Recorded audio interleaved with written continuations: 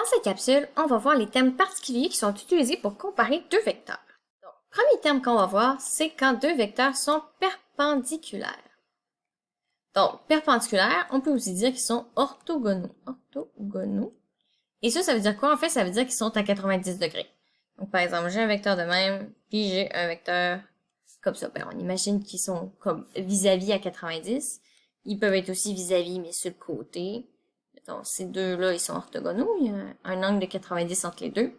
Donc, perpendiculaires et orthogonaux, ça veut dire, dans le fond, à 90. Ensuite, si on dit qu'ils sont colinéaires, ou on peut aussi dire linéairement dépendants,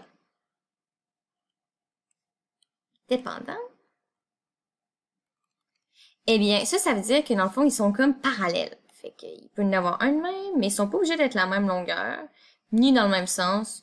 Donc, lui, il peut être comme ça, puis là, l'autre, il peut être de même. Ou... Ça, c'est tout. Eux autres sont tous linéairement dépendants. Puis, ce groupe-là aussi. Donc, si on imagine qu'ils sont vraiment parallèles pour vrai. Et je tiens à noter qu'ils ont absolument pas besoin d'avoir la même grandeur, ni le même sens. Prochain terme, on va dire que deux vecteurs sont opposés si ils ont la même grandeur, la même orientation, mais pas le même sens.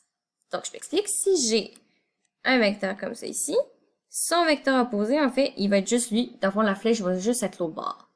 Donc, contrairement à colinéaire, ici, il faut absolument qu'il ait la même grandeur et la même orientation. Il y a juste le sens qui peut varier, mais qui varie.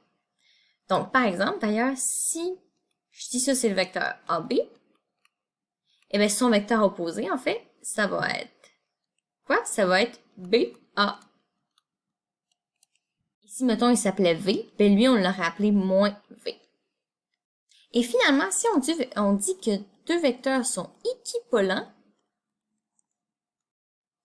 ou un terme mieux compris de tous, égaux, eh bien, ça veut dire qu'ils ont la même grandeur, la même orientation